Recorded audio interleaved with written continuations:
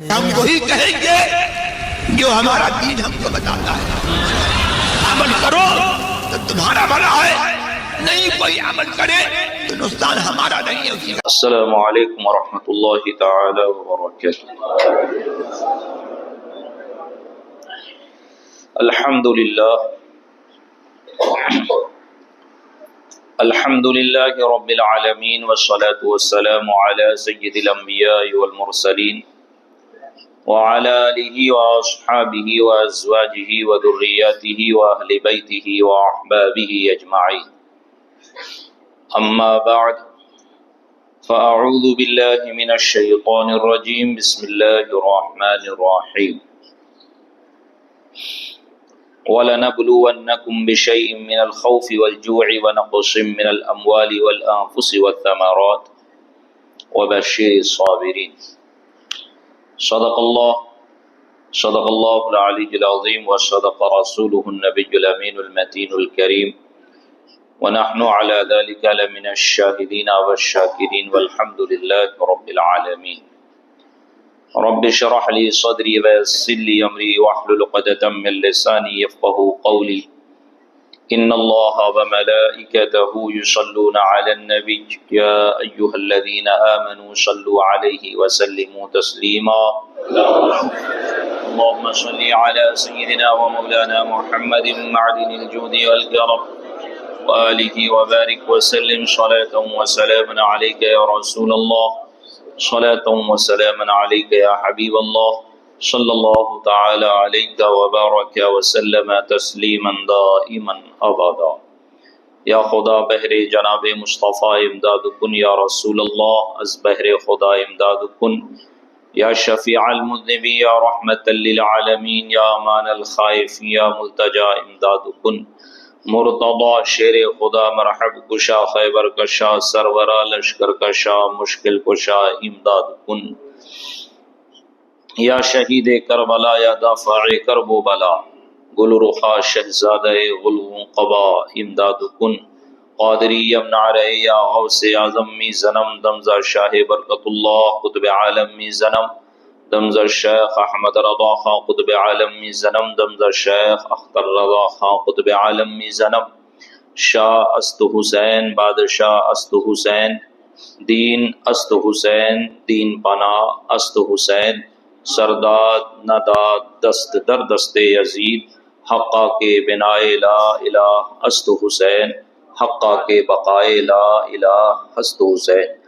زندگی یہ نہیں ہے کسی کے لیے، زندگی ہے نبی کی، نبی کے لیے. نہ سمجھ مرتے ہیں زندگی کے لیے، جینا مرنا ہے سب کچھ نبی کے لیے. مسلک اعلیٰ حضرت پہ قائم رہو، زندگی دی گئی ہے اسی کے لیے. مسلک اعلیٰ حضرت سلامت رہے، ایک پہچان دین نبی کے لیے. اختر قادری خلد میں چل دیا، خلد واہ ہر ایک قادری کے لیے. عزیزان ملت اسلامیہ، رفیقان گرامی، آج 10 محرم الحرام 1448 ہجری اور یوم جمعہ ہے. آج ہی سے تقریباً 1400 سال کے قریب پہلے کربلا کی تپتے ہوئے ریت پر اور کربلا کے میدان میں امام علی مقام اور آپ کے تمام رفقا اور اہل بیت اطہار کو شریعت کی پاسداری کے لیے، شریعت کی پاسداری کی وجہ سے اور عزیمت کا علم بلند کرنے کی وجہ سے یزیدی فوجیوں نے آپ کے تمام اہل بیت اطہار اور امام علی مقام کے رفقا کو شہید کر دیا. عزیزان ملت اسلامیہ، رفیقان گرامی، امام حسین کوئی مجبور اور ناتواں شخص نہیں تھے. امام حسین کوئی مجبور اور بے بس انسان نہیں تھے. امام حسین جس وقت کربلا میں کھڑے ہیں، اس وقت امام حسین غوثیت کبریٰ کے منصب پر فائز ہیں. امام حسین جس وقت یزیدی فوجیوں سے یزیدی فوجیوں سے خطبہ دے رہے ہیں، ان کے سامنے تمام حجت کر رہے ہیں، اس وقت امام حسین پوری دنیا میں سب سے افضل و اعلیٰ انسان ہے۔ حضرت عبداللہ ابن عمر فرماتے ہیں کہ ایک مرتبہ وہ حرم مکہ میں موجود تھے اور کیا دیکھتے ہیں کہ سامنے سے امام حسین آ رہے ہیں، تو حضرت عبداللہ ابن عمر فرماتے ہیں کہ یہ جو شخص سامنے سے آ رہا ہے یہ حسین، یہ اولاد رسول، یہ مولا علی کرم اللہ تعالی وجہ الکریم کا فرزند، یہ آسمان والوں کے نزدیک زمین والوں میں سب سے بہتر ہے، یہ آسمان والوں کے نزدیک زمین والوں میں سب سے بہتر ہے۔ عزیزان ملت اسلامیہ، رفیقان گرامی، ہم سب کو معلوم ہے کہ امام حسین رضی اللہ تعالیٰ عنہ اور ان کے رفقا اور ان کے اصحاب اور ان کے آل اولاد کے ساتھ کربلا میں کیا پیش آیا، لیکن کیا ہمیں پتہ ہے امام حسین کے جانے کا مقصد کیا تھا، اور کیا ہم امام حسین کے مقصد پر عمل کر رہے ہیں یا اپنی ہڑ درمی میں زندگی گزار رہے ہیں، یا امام حسین کا نام لے کر ہر ناجائز و حرام کام کو حلال سمجھ بیٹھے ہیں۔ امام حسین نے جب خطبہ دیا تھا یزیدیوں کے سامنے تو کربلا میں ایک مرتبہ خطبہ نہیں دیا۔ تاریخ طبری اٹھا کر پڑھ لو، تاریخ دمشق اٹھا کر پڑھ لو، البدایہ والنہایہ جو یہ سنیوں کی کتابیں ہیں، اس میں بھی امام کا خطبہ موجود ہے۔ امام نے جب خطبہ دیا ہے تو یزیدیوں کو یہی کہا، کیا تمہیں نہیں پتا کہ تم جس کے طرف مجھے بلا رہے ہو، جس کی بیعت کے لیے بلا رہے ہو، اس سے برتر اور اس سے بہتر طریقے سے اور اس سے افضل میں ہوں، اور میں زیادہ خلافت کا حقدار رکھتا ہوں۔ اگر تم میری بیعت نہیں کرتے یا تم نے مجھے یہاں نہیں بلایا یا بلا کر مکر گئے ہو تو پھر مجھے میرے حال پر چھوڑ دو، میں جہاں جانا چاہتا ہوں جانے دو۔ امام حسین نے کربلا میں جب خطبہ دیا تو ان کو کیا کہا؟ یہی کہا نا کہ یزید کو تم نہیں جانتے، کیا تمہیں نہیں پتا ہے کہ یزید شراب پیتا ہے؟ کیا تمہیں نہیں پتا ہے یزید فاسق و فاجر آدمی ہے؟ کیا تمہیں نہیں پتا ہے یزید نمازیں چھوڑتا ہے؟ امام حسین نے یزید کی بھی حقیقت وہاں بیان کی اور اپنی افضلیت بھی وہاں بیان کی۔ کیا تمہیں نہیں پتا کہ میں کون ہوں؟ کیا میرے علاوہ پوری دنیا میں کوئی نبی کا نواسہ موجود ہے؟ کیا میرے علاوہ کوئی ایسا ہے جس کو نبی سے اتنی قرابت داری اور اتنی نسبتیں ہوں جو مجھے حاصل ہے؟ کیا کسی نبی کا نواسہ دنیا میں زندگی گزار رہا ہے؟ تم بتا سکتے ہو؟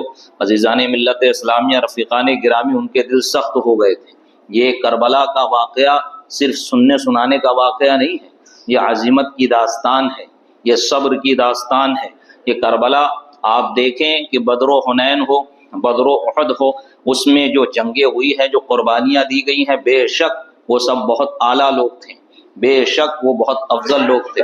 انہوں نے نبی پاک صلی اللہ علیہ وسلم کی معیت میں اور آپ کے ساتھ میں کفار و مشرکین سے جنگ کی اور اسلام کی جڑوں کو مضبوط کیا ہے۔ لیکن امام حسین رضی اللہ تعالیٰ عنہ کے کربلا کے واقعات ہی ہم کیوں یاد کرتے ہیں؟ امام حسین کے تذکرے ہی ہم کیوں کرتے ہیں؟ 10 دن محرم کی مجالس لگا کر ہم امام حسین اور ان کے رفقا کی بارگاہ میں خراج عقیدت پیش کرنے کی کوشش کیوں کرتے ہیں؟ صرف اس لیے کہ امام حسین نے اس اسلام کی جڑ کو بقا بخشی ہے، مضبوطی بخشی ہے، جس کی جڑ کو مضبوطی بدر و احد میں صحابہ کرام نے دی تھی۔ امام حسین رضی اللہ تعالیٰ عنہ کا احسان ہر دور کے مسلمان پر رہے گا کہ آپ نے عزیمت پر عمل کیا۔ آپ بھی چاہتے تو آپ بھی رخصت پر عمل کر کے، بہت طریقے تھے، آپ بیعت کر لیتے، بعد میں مکر جاتے، آپ بیعت کر لیتے اور رخصت پر عمل کر کے سائٹ ہو جاتے، کنارے ہو جاتے، لیکن آپ نے دیکھا کہ یہ رخصت پر عمل کرنے کا موقع نہیں ہے، عزیمت پر عمل کرنے کا موقع ہے۔ رخصت کا معنی آپ اس طرح سمجھ لیجئے کہ ایک سہولت تھی۔ آج دیکھ لیجئے ہماری زندگی سہولتوں سے بھری ہوئی ہے، ہم دین کے معاملے میں بھی سہولت چاہتے ہیں، نماز کا معاملہ ہو، روزہ کا معاملہ ہو، زندگی گزارنے کا معاملہ ہو، کپڑا پہننے کا معاملہ ہو، سونے اٹھنے کا معاملہ ہو، چاہے جو ہو، ہم چاہتے ہیں کہ ہمارے لحاظ سے مسائل ہو، ہمیں ساری چیزوں کی اجازت دی جائے۔ ہم نہ عقیدے میں کوئی سختی چاہتے ہیں، ہم عقیدے میں بھی سہولت چاہتے ہیں، ہم اہل بیت اطہار کا نام لے کے سہولت چاہتے ہیں، ہم صحابہ کرام کا نام لے کے سہولت چاہتے ہیں۔ ان کی زندگی جس طرح انہوں نے گزاری وہ سہولت پہ نہیں، سارے صحابہ اور تابعین اور ائمہ اہل بیت اطہار کو دیکھ لیجئے آپ، وہ سب کے سب عزیمت پر زندگی گزار کر اس دنیا سے چلے گئے۔ انہوں نے کبھی رخصت کو اختیار کرنے کی کوشش بھی نہیں کی۔ ہاں اس معاملے میں، یزید کے معاملے میں بہت سے صحابہ نے رخصت اختیار کی، لیکن جب معاملہ خراب ہوتے دیکھا تو جو واقعہ حرہ جسے تاریخ میں کہا گیا ہے اور بخاری شریف میں بھی اسے واقعہ حرہ کہا گیا کہ جب مکہ اور مدینہ پہ یزید نے حملہ کیا ہے، وہ کیوں پیش آیا؟ وہ اسی لیے پیش آیا کہ امام حسین کی شہادت کے بعد سارے لوگوں نے، سارے مدینہ والوں نے، سارے مکہ والوں نے اپنی اپنی بیعت اتار کر پھینک دی۔ انہوں نے کہا میں نے یزید کی بیعت ایسے نکال کر میں نے یزید کی بیعت پھینکی جس طرح اپنا جوتا پھینکتا ہوں۔ اور ایک نے جوتا پھینکا تو سب نے اپنا جوتا پھینکنا شروع کیا، کسی نے اپنی پگڑی نکال کر پھینکنا شروع کی، یہاں تک کہ جوتوں اور پگڑیوں کا ڈھیر لگ گیا۔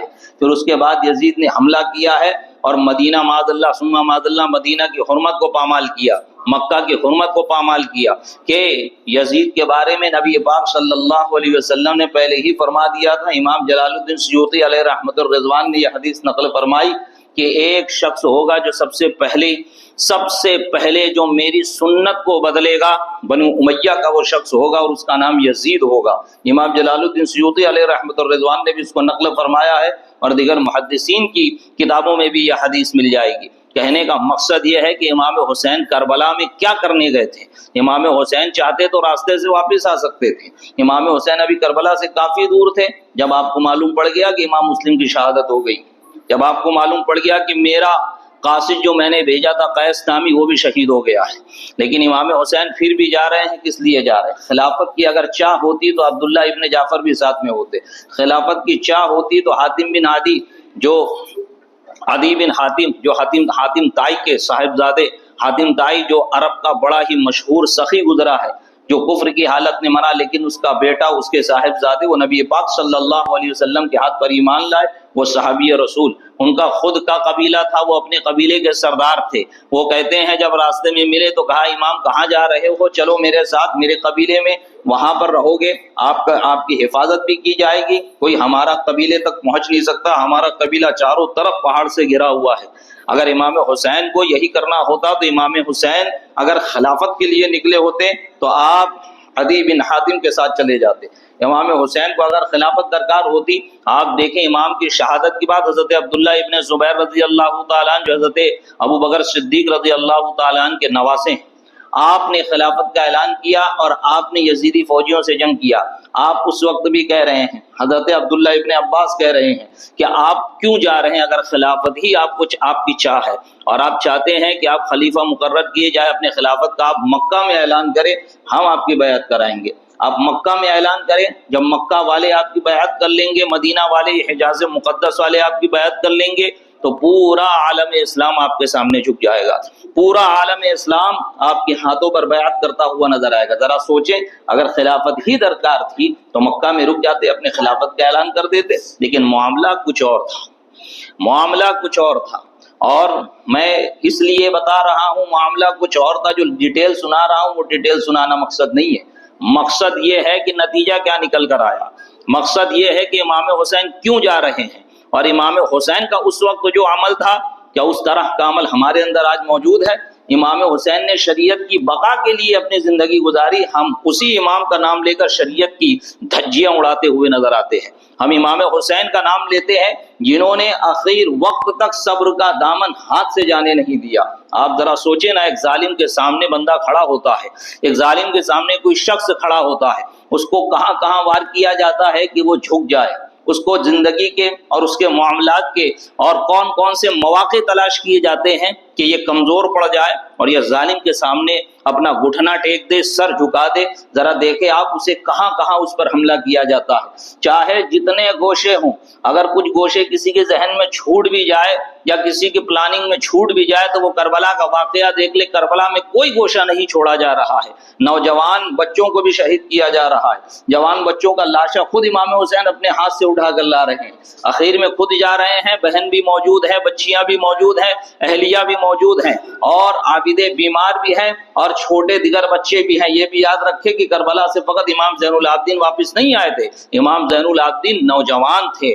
بچوں میں حضرت زید اور حضرت حسن مثنیٰ بھی ہے جو حضرت امام حسن کی اولاد ہے, وہ بھی کربلا سے واپس آئے تھے. فقط امام زین العابدین واپس نہیں آئے تھے. امام زین العابدین سے حضرت امام حسین کی نسل چلی ہے, اور حضرت حسن مثنیٰ اور زید وغیرہ سے حضرت امام حسن کی نسل چلی ہے. اور اتنا ہی نہیں, امام حسن نے کئی ایک شادیاں کی تھی. امام حسن کی کئی ایک اولادیں تھی. تاریخ میں آتا ہے تقریباً امام حسین نے 99 شادیاں کی تھی, اور وہ شادی آپ اسی لیے کرتے تھے تاکہ زیادہ سے زیادہ لوگ نبی پاک صلی اللہ علیہ وسلم کے رشتہ داری سے منسوب ہو جائے کہ نبی پاک صلی اللہ علیہ وسلم نے فرمایا کل بروز قیامت سارے رشتے ختم ہو جائیں گے, سارے رشتے نسبی اور سسرالی رشتے ختم ہو جائیں گے, لیکن صرف میرا سسرالی اور نسبی رشتہ ہے وہ قیامت تک باقی رہے گا. یہ وجہ تھی کہ امام حسن چاہتے تھے کہ زیادہ سے زیادہ لوگ ان سے منسوب ہو جائے. حضرت مولا علی اعلان کیا کرتے تھے, اے لوگوں اپنی بچیوں کا نکاح حسن سے نہ کراؤ, وہ ایک رات کے بعد طلاق دے دیا کرتے ہیں. لیکن لوگ اپنی بچیوں کا نکاح اس لیے کرا رہے ہیں کہ یہ اولاد رسول ہے, ان سے منسوب ہو جائیں گے تو ان سے ہونے والے بچے سید کہلائیں گے, ان سے ہونے والے بچے نواسے رسول کہلائیں گے.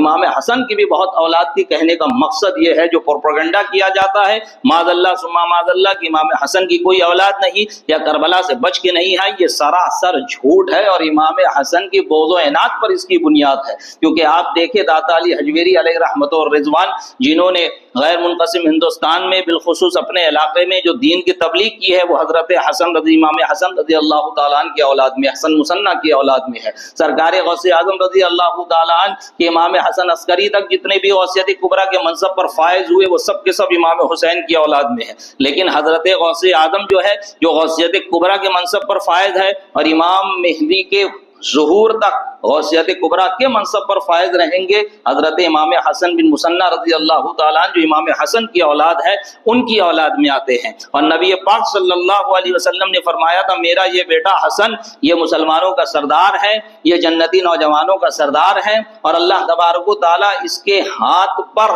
دو بڑی مسلمانوں کی جماعت کی صلح فرمائے گا.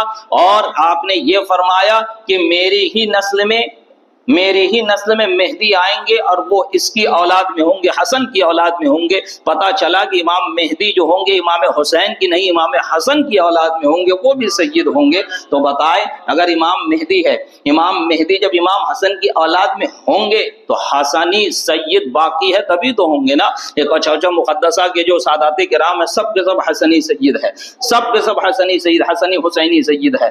آپ دیکھ لیجیے سرکار خواجہ غریب نواز حسنی حسینی سید ہے, سرکار غوث اعظم بھی حسنی حسینی سید ہے, باپ سے حسنی ہے ماں سے حسینی ہے. ذرا آپ بتائیں امام حسن رضی اللہ تعالیٰ عنہ کے ساتھ یہ جو رویہ اختیار کیا جاتا ہے یہ سنیوں کا طریقہ نہیں. الحمدللہ سنی یہ رویہ اختیار کرتا بھی نہیں ہے.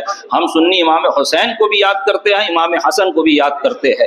امام حسین امام حسن دونوں اپنے اپنے وقت میں غوثیت کبریٰ کے منصب پر فائز, اور امام حسین سے افضل امام حسن ہے, اور امام حسن امام حسین سے پہلے غوثیت کبریٰ کے منصب پر فائز ہے, اور امام حسین کے بعد امام زین العابدین غوثیت کبریٰ کے منصب پر فائز ہوئے. عزیزان ملت اسلامیہ رفیقان گرامی, یہ میں فقط آپ کی نالج میں اضافہ کر رہا تھا اور بتانا یہ چاہ رہا تھا کہ انجانے میں کبھی بھی کسی بزرگ اور کسی اللہ کے ولی کی بھی توہین اور اس کو نظر انداز نہیں کرنا چاہیے. یہ تو اہل بیت اطہار ہے, یہ تو دونوں نبی پاک صلی اللہ علیہ وسلم کی آنکھوں کی ٹھنڈک ہے, یہ دونوں نبی پاک صلی اللہ علیہ وسلم کے جگر کے ٹکڑے حضرت فاطمہ الزہرا رضی اللہ تعالیٰ عنہ کی اولاد ہے. کیا حضرت فاطمہ الزہرا فقط امام حسین سے محبت کیا کرتی تھی؟ کیا حضرت فاطمہ الزہرا فقط امام حسن سے محبت کیا کرتی تھی؟ جب آپ نبی پاک صلی اللہ علیہ وسلم گھر میں داخل ہوئے ایک مرتبہ تو حضرت فاطمہ نے عرض کیا حضور ان دونوں بچوں کو کچھ عطا فرما دیجئے, ان دونوں بچوں کو کچھ عطا فرما دیجئے. وہ دولت نہیں مانگ رہی تھی,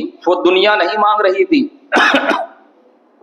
وہ امام الانبیاء کی بیٹی تھی. آپ جانتی تھی کہ جو میں مانگ رہی ہوں میرے والد بزرگوار سمجھ رہے ہیں کہ میں کیا مانگنا چاہتی ہوں. تو آپ فرماتے ہیں کہ میں حسن کو اپنی سیادت اور سرداری عطا کرتا ہوں, میں حسین کو اپنی شجاعت اور بہادری عطا کرتا ہوں. حضرت مولا علی کرم اللہ تعالی وجہہ الکریم نے فرمایا کہ یہ حسن و حسین ان کو دیکھ لو کہ یہ میرا بیٹا حسن یہ نبی پاک صلی اللہ علیہ وسلم سے اتنی مشابہت رکھتا ہے کہ سر سے لے کے سینہ تک یہ نبی پاک صلی اللہ علیہ وسلم کے مشابہ ہے. یہ میرا بیٹا حسین، اسے دیکھو، یہ ناف سے لے کے نیچے تک امام نبی پاک صلی اللہ علیہ وسلم کی مشابہت رکھتا ہے. اسی کی ترجمانی میرے امام نے کی کہ ایک سینے تک مشابہ، ایک وہاں سے پاؤں تک. حسن سبتین ان کے جاموں میں ہے نیما نور کا، تیری نسل پاک میں ہے بچہ بچہ نور کا. تو ہے عین نور، تیرا سب گھرانہ نور کا. عزیزان ملت اسلامیہ، رفیقان گرامی، بات آ رہی ہے خطبہ کی. امام حسین نے کیا خطبہ دیا؟ ایک جملہ اور بتاتا ہوں. البدایہ والنہایہ میں بات مل جائے کہ امام حسین رضی اللہ تعالی عنہ نے جب یزیدیوں سے خطبہ دیا تو ایک مرتبہ، ایک محرم کو آپ پہنچ گئے تھے نا، ایک محرم پہ کربلا کی سرزمین پہ پہنچ گئے اور 10 دن رہے ہیں. ایک مرتبہ آپ نے خطبہ دیا. حضرت عباس علمبردار نے بھی خطبہ دیا. حضرت حر بن یزید جب واپس آ گئے انہوں نے بھی خطبہ دیا. چھوٹا سا خطبہ حبیب بن مظاہر کا بھی مل جائے گا، زہیر بن قین بجلی کا بھی مل جائے گا. اور امام حسین نے ایک مقام پر خطبہ دیا. ایک مقام پر، یعنی کربلا کا ہی مقام ہے، مواقع وقت کے لحاظ سے الگ الگ 9 دن کے ایام میں ایک خطبہ آپ نے دیا. تو آپ جو خطبہ دے رہے ہیں اس کا مطلب یہ نہیں ہے کہ معاذ اللہ آپ راہ فرار اختیار کرنا چاہتے ہیں کہ چلے اتنے لوگوں کا قتل ہو گیا، شاید ان لوگوں کے دل میں رحم آ جائے، مجھ کو چھوڑ دے، میں جاؤں اپنے گھر. نہ، آپ اتمام حجت کے لیے خطبہ دے رہے تھے تاکہ اتمام حجت ہو جائے. ان میں سے جتنے یزیدی سامنے کھڑے سب کو پتہ چل جائے کہ یہ کس کے سامنے نکلے. ان کے سامنے جو کھڑا ہے وہ حسین ابن علی ہے. کل بروز قیامت کہیں کل بروز قیامت ان کے لیے کوئی ہیلا بہانہ نہ رہے کہ مولا کریم ہم نہیں جانتے تھے کہ ہم کس سے لڑ رہے ہیں. اس لیے امام حسین نے بار بار ان کو بتایا میں کون ہوں. ایک جملہ امام حسین نے یہ بھی ارشاد فرمایا کربلا کی سرزمین پہ آئے لوگوں، اے یزیدیوں، کیا تم نہیں جانتے کہ نبی پاک صاحب الاولاق صلی اللہ علیہ وسلم ہمارے نانا ہیں، ہم ان کے نواسے ہیں. امام حسن، حضرت میرے بڑے بھائی امام حسن اور میں حسین، ہم دونوں کے بارے میں نبی پاک نے کیا فرمایا تھا کہ یہ دونوں سیدہ شباب اہل الجنہ ہیں، جنتی نوجوانوں کے سردار ہیں، اور یہ دونوں اہل سنت والجماعت کی آنکھوں کی ٹھنڈک ہے. یہ جملہ البدایہ والنہایہ میں موجود. یہ خطبہ امام حسین نے دیا وہاں پر. اب جو اپنے آپ کو سنی کہتے ہیں ذرا ٹٹولے، جو اپنے آپ کو سنی کہتے ہیں دیکھیں کہ ہم کس طریقے پر ہیں. جو اپنے آپ کو سنی کہتے ہیں ذرا جانچیں، اپنا محاسبہ کریں. امام حسین نے وہاں پر صبر کیا، اس لیے نہیں کہ ہم شیعوں کا راستہ اختیار کریں. امام حسین کو بلانے والے بھی کوفی تھے، امام حسین کو قتل کرنے والے بھی کوفی تھے، امام حسین کو شہید کرنے والے بھی شیعہ تھے، امام حسین کو بلانے والے بھی شیعہ تھے. نہ تو وہاں کوئی سنی موجود تھا اور نہ وہاں امام حسین کو بلانے والے میں کوئی سنی تھا. اتنا یاد رکھ کے امام حسین کو روکنے والے صحابہ کرام تھے کہ مت جائیے، دیکھیے آپ کے والد کے ساتھ انہوں نے کیا کیا، آپ کے بھائی کے ساتھ انہوں نے کیا کیا. اور امام حسین نے خود بھی یہی کہا. جب امام مسلم کی شہادت کی خبر پہنچی تو آپ کے الفاظ تاریخ میں مل جائیں گے کہ کوفیوں آخرکار تم نے اپنا رنگ دکھائی دیا کہ گرگٹ بھی تمہارے آگے مات کھاتا ہوا نظر آ رہا ہے، کتنا رنگ بدلو گے. لیکن امام حسین ابھی بھی پلٹ کر واپس نہیں آئے، ابھی بھی پلٹ کر واپس نہیں آئے. کیوں نہیں آئے واپس؟ اس لیے کہ امام حسین نے کہا تھا میں نے اپنے نانا جان سے وعدہ کیا ہے، میں وہ وعدہ وفا کرنے جا رہا ہوں. اور امام حسین نے وہاں جو قربانی دی ہے آج تک پوری دنیا اس کی گواہ ہے. اپنے تو اپنے غیر بھی مان رہے ہیں کہ امام حسین کی قربانی کی وجہ سے اسلام کو بہت بقا پہنچی ہے، اسلام کو بہت مضبوطی پہنچی ہے. اسلام کی بقا کے لیے، اسلام کی اصلی روح کے لیے امام حسین نے اپنی قربانی دی. ورنہ رہتی دنیا تک کا مسلمان کچھ بھی کرتا اور کہہ سکتا تھا کہ امام حسین نے جب رخصت پر عمل کیا تو ہم کیوں رخصت پر عمل نہ کریں. امام حسین جب رخصت پر عمل کر سکتے ہیں، اتنے بڑے اللہ کے نبی پاک صلی اللہ علیہ وسلم کے شہزادے ہو کے اس وقت دنیا میں سب سے افضل ترین، کہ اگر صحابہ میں سب سے افضل حضرت ابو بکر ہے تو صحابہ کی اولاد میں سب سے افضل مولا علی کرم اللہ تعالی وجہ الکریم کی اولاد ہے. اور اس وقت امام حسین رضی اللہ تعالیٰ عنہ امام حسن کے بھائی حضرت فاطمہ الزہرا کے صاحبزادے، اکیلے یہی تنہا فاطمہ الزہرا کے صاحبزادے بحیات. پوری دنیا میں یہ سب سے افضل جب انہوں نے رخصت پر عمل کر لیا تو ہم کیوں نہ کریں. امام حسین نے یہی پیغام دیا کہ شریعت کا ہاتھ کبھی دامن سے شریعت کا دامن کبھی ہاتھ سے نہ چھوٹنے پائے، کوئی تمہیں میرا نام لے کر بہکا نہ پائے. دیکھو ذرا کہ وہ جو کہہ رہا ہے میری نانا کی شریعت کے مطابق ہے یا نہیں ہے. اگر میرے نانا کی شریعت کے خلاف ہے تو چاہے وہ جو ہو، تمہارا باپ ہو، تمہاری ماں ہو، تمہارا خاندان والا ہو، کسی کو خاطر میں نہ لانا. کیا یہ شمر دل روشن وہ کون تھا؟ کیا پتہ نہیں اسی کے رشتے کی ایک لڑکی حضرت ام البنین حضرت مولا علی کرم اللہ تعالی وجہ الکریم کی اہلیہ محترمہ ہے، اور اسی کے صاحبزادے حضرت عباس علمبردار ہے، اور دیگر ان کے 3 بھائی ہیں، اور اس نے ان کے لیے امان لکھ کے لایا تھا کہ تم جو میں ہمارے شامی لڑکی جو حضرت شامی زوجہ حضرت مولا علی کرم اللہ تعالی وجہ الکریم کی ہے، اس سے جو بیٹے ہیں ان کی اولاد کے لیے میں نے ابن زیاد سے امان لے لیا ہے۔ انہوں نے کہا بدبخت کمبخت اولاد رسول کو امان نہیں دیتا ہے، ہم امان لے کے کیا کریں گے؟ ذرا بتائیں، انہوں نے بھی امان کو ٹھوکر ماری ہے۔ یہ یزید خود کون ہے؟ یزید کو ذرا دیکھیں، حضرت امیر معاویہ کا لڑکا ہے۔ یہ حضرت امیر معاویہ کون ہے؟ حضرت ام حبیبہ کے بھائی ہیں۔ حضرت ام حبیبہ کون ہے؟ نبی پاک صلی اللہ علیہ وسلم کی زوجہ محترمہ ہے، یعنی کہ زوجہ ازواج مطہرات میں سے ایک زوجہ، ایک ام المومنین کا بھتیجا ہے یزید۔ لیکن جب بات شریعت کی آئی تو اس کا رشتہ نہیں دیکھا گیا، جب بات شریعت کی آئی تو اس کی یہ حرمت نہیں دیکھی گئی، جب بات شریعت کی آئی تو یہ نسبتیں نہیں دیکھی گئی۔ کہ آپ دیکھیں اسلام میں نسبت کا بڑا تعلق ہے۔ ہم اہل بیت اطہار سے صرف نسبت ہی کی وجہ سے محبت کرتے ہیں، ورنہ اہل بیت اطہار کہتے کسے ہیں؟ اہل بیت اطہار اسی کو تو کہا جاتا ہے، کوئی تو اہل بیت اطہار میں شریک نہیں ہو سکتا۔ کوئی ایسا ٹیسٹ اور ایگزام نہیں ہے کہ جو بندہ پاس کر لے جائے اور وہ بھی اہل بیت اطہار میں شامل ہو جائے۔ اہل بیت اطہار کہتے ہی اسے ہیں جو نبی پاک صلی اللہ علیہ وسلم کی اولاد، ہم ان سے نبی پاک کی وجہ سے محبت کر رہے ہیں۔ صحابہ کرام سے ہم نبی پاک صلی اللہ علیہ وسلم سے محبت کرتے ہیں، ہم اپنے پیران اعظم مشائخ کرام علماء کرام سے علم دین مصطفیٰ کی وجہ سے محبت کرتے ہیں، شریعت محمدی کی وجہ سے محبت کرتے ہیں۔ یہ ساری نسبتیں نکال دی جائے تو محبت کی کوئی حیثیت نہیں رہ جاتی ہے۔ پتہ چلا کہ نسبت کا بڑا دخل ہے، اور نسبت بڑی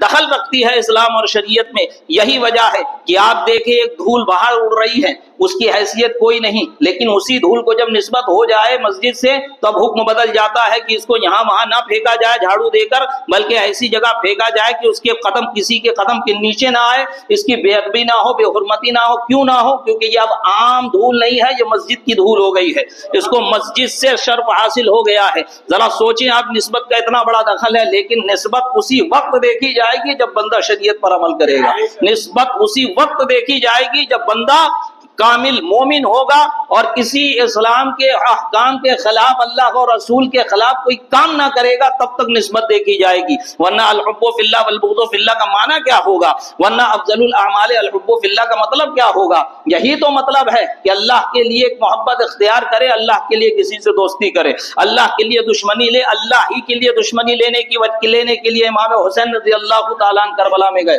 امام حسین نے وہاں سے پیغام دیا ہے کہ یہ جو صلح کلیت ہے، اس کی کوئی راہ نہیں ہے اسلام میں، کہ یہ بھی جائز، یہ بھی جائز، یہ بھی صحیح، وہ بھی صحیح۔ یہ جو چون چون کا مربع ہے اور گوبر اور حلوہ ایک کرنا ہے، یہ دنیا کی سیاست میں ہو سکتا ہے، شریعت میں اس کی کوئی گنجائش نہیں ہے۔ جو حق پر ہے اسے حق تسلیم کیا جائے گا، جو باطل ہے اسے اس کے سامنے سر اٹھا کر باطل کہا جائے گا۔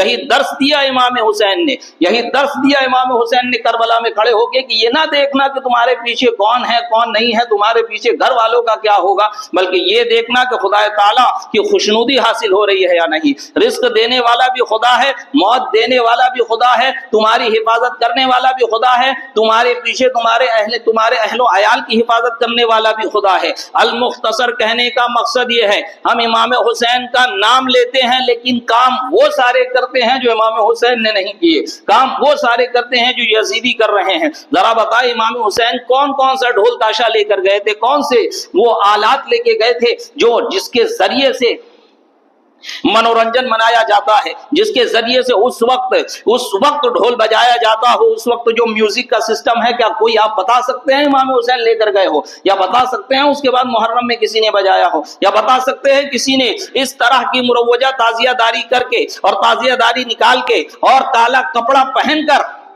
اپنے آپ کو سنی کہنے والے شیعوں کی راہ پر نکل کے یہ جو سوگ مناتے ہیں، کیا اسلام اس کی اجازت دیتا ہے؟ کہ آپ نے قرآن میں نہیں پڑھا اربعۃ اشہر و عشرہ، جس کا شوہر انتقال کر جائے صرف اس عورت کو اجازت ہے کہ 4 مہینہ 10 دن تک سوگ منائے، جس کے گھر میں انتقال ہو جائے عورت کے علاوہ دیگر لوگوں کو اجازت ہے 3 دن تک سوگ منائے۔ اس لیے شریعت نے منع فرمایا کہ 3 دن کے بعد تعزیت نہ کی جائے۔ اگر آپ تعزیت نہیں کر سکے ہو رہتے ہوئے کہ کوئی عذر شرعی نہیں ہے تو تو تعزیت نہ کی جائے 3 دن کے بعد. 3 دن کے بعد تعزیت کرنے سے منع کیوں فرمایا گیا؟ اس لیے کہ اس کا غم تازہ ہو جائے گا. اور سوگ منانے کی اجازت عورتوں کے بیویوں کے علاوہ سب کو 3 دن کی ہے.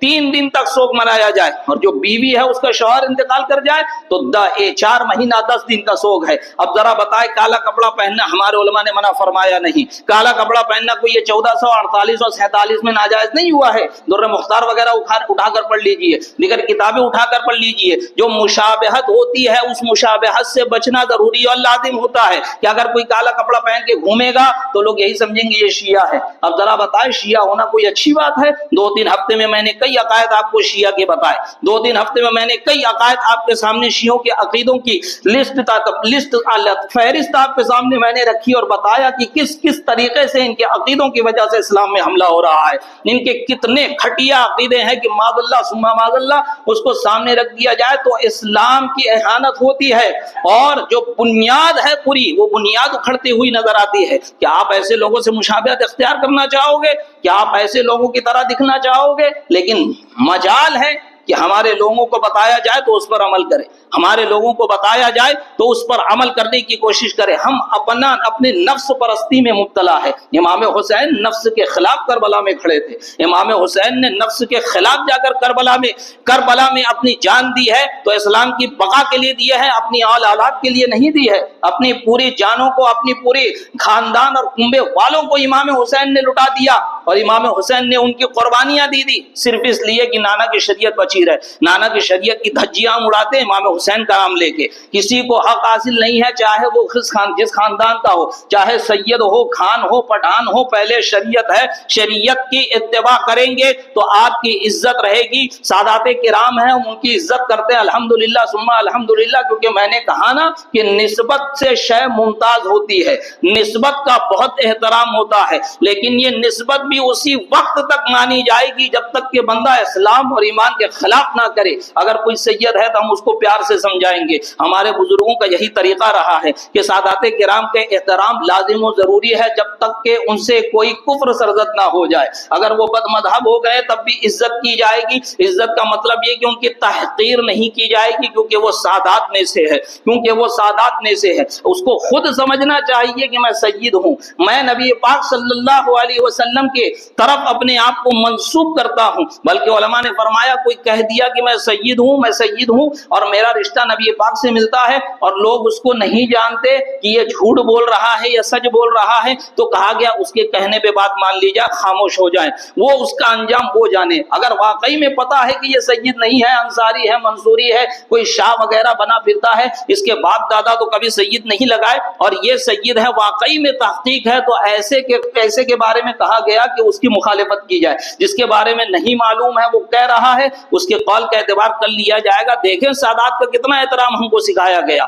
لیکن آج دیکھا جا رہا ہے کہ یہی سادات کرام بہت دکھ کے ساتھ کہنا پڑتا ہے کہ اسی منبر و محراب سے سید کا ادب سکھایا گیا ہے, اسی منبر و محراب سے سادات کرام کا ادب سکھایا گیا ہے, اسی منبر و محراب سے امام حسین کی اولاد, امام حسن کی اولاد, مولا علی کرم اللہ تعالی وجہ الکریم کی اولاد جسے علوی سید کہا جاتا ہے, ہم نے ادب کیا بھی. یہاں تک کہ بلکہ زمانے طالب علمی میں جب ہم رتنا گیری میں پڑھا کرتے, کسی بچے سے کوئی ناگفتہ بے حالات میں کوئی کام سرزد ہو جاتا تو اس کی تنبیہ کے لیے جو مدرسے میں چھوٹے چھوٹے سادات کرام کے بچے ہوتے ان سے کہا جاتا آؤ, اور سب آتے اور کہتے کہ اس کو لات سے مارو تاکہ سید کی لات سے ہو سکتا ہے کہ یہ سدھر جائے. ایک تو بچہ ہے اوپر سے سید ہے. دیکھیں ہم نے, اب ہمارے اساتذہ نے, ہمارے علماء نے سادات کا ادب ہمیں کیسے سکھایا ہے. تو اس کا مطلب یہ نہیں ہے کہ کوئی سید ہو اور پھر وہ سنیت کے خلاف کام شروع کر دے, کوئی سید ہو اور وہ شیعت کے فروغ میں لگ جائے, کوئی سید ہو امام حسین کا نام لیکن ہم عقیدت والے ہیں, ہم محبت والے ہیں. عقیدت و محبت اپنی جگہ, لیکن عقیدت و محبت کا مطلب یہ نہیں ہے کہ شریعت کے خلاف کام کرنے بیٹھ جاؤ. عقیدت و محبت کا مطلب یہ نہیں ہے کہ نبی پاک صلی اللہ علیہ وسلم کی شریعت کی بیخیں اڑا دو اور دھجیاں اڑاؤ اور یہ سوچو کہ ہم بہت امام حسین سے محبت کرنے والے. خدا کی قسم امام حسین کل بروز قیامت دامن پکڑ لیں گے اگر آپ نے ان کی شریعت, نانا کی شریعت کے ساتھ کھلواڑ کیا.